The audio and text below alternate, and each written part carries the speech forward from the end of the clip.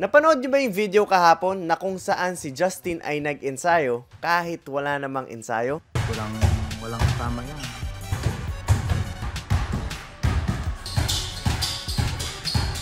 Dito nga ay talagang nabilib ako kay Justin dahil nung una naman siya dumating sa amin ay hindi ko akalain na ganito kabilis ang magiging growth niya pagdating sa dedication, pagdating sa mentality niya, attitude niya, approach niya sa ensayo. Kung babalikan nga natin ang unang ensayo ni Justin ay napansin ko na talagang hirap na hirap siya umintindi at sumagi rin sa isip ko na baka maging hadlang yon sa pagiging consistent niya. Pero nagkamali ako dahil sobrang bilis talaga ng naging growth ng mentality ni Justin. Sa kada punta niya dito at sa kada ensayo ay pinapakita niya sa amin na mas tumitindi ang kagustuhan niya na gumaling. At dahil dyan guys, naisipan ko na bigyan ng simpleng reward si Justin dahil na rin sa sobrang grabing effort na binibigay niya. Hindi lang sa ensayo, kundi pati na rin syempre bumabiyahe siya simula Santo Tomas hanggang Dasma na sobrang consistent every weekend simula nung nag-umpisa siya. Samahan niyo ako guys, ngayon pupunta tayo ng Nuvali. Pero guys, short commercial muna tayo. Alam nyo ba na babalik na ang Mavs Academy Training Camp sa Quezon City? Ito ay gaganapin sa Don Antonio Heights, Quezon City on November 11. At pwede ka pa humabol dahil last 9 days na lang ng enrollment. And i-message nyo lang kami sa number na to or sa Mavs Academy Facebook page and magkita-kita tayo on November 11. Okay, so guys, hindi alam ni Justin, bibili natin siya ng sapatos. Alam lang niya, sumama lang siya. Pero masaya na naman siya dun sa ano na yun. Kasi first time niya. Ano? Tara? Tara po. Pasok ka na dun. Saan? Alam mo ba tong mall na to? Hindi. So eto na nga guys, nandito na kami sa Nuvali at napansin ko si Justin na na-enjoy niya. Dahil lahat naman ng punta niya dito sa amin, ang dahilan is para mag-ensayo, syempre yung pagod, para tumakbo. Pero yung simpleng sumakay lang siya sa Raptor, pumunta dito, makagala, nakita ko talaga na nag-i-enjoy siya. Ano yun? Kala ko tuta. Nagulat siya, may asa sa mall.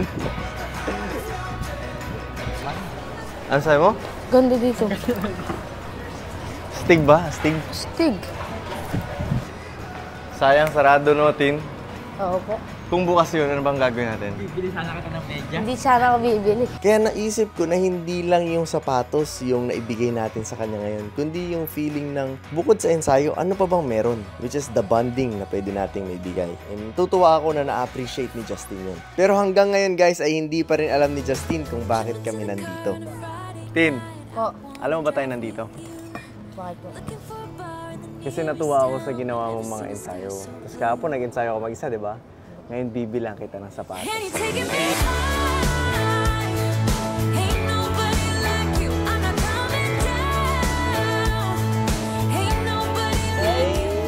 Parang pugi ka pag aalis ka. Gusto mo ba yun? Pang-alis na lang. Ayaw mo sumagot. Pangalis na po. Pang-alis na lang. O, tara. Wala ngiti. Baka mamaya, blacklist mo. Ngiti.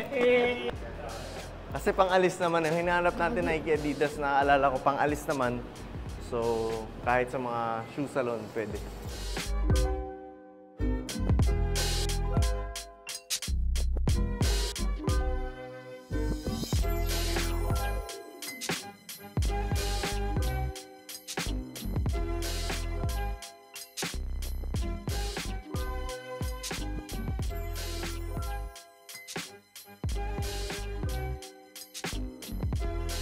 So ayan na nga guys, nakabili na tayo and I know that this is just a simple gift. Pero yung mga gantong bagay kasi yung magbibigay lalo ng boost kay Justin para mas maging consistent siya. And ako naman as a mentor, ang trabaho ko is to keep the fire burning sa mga estudyante ko. Kaya't suportahan nyo si Justin at alam kong mas malaking improvement ang naghihintay para sa kanya.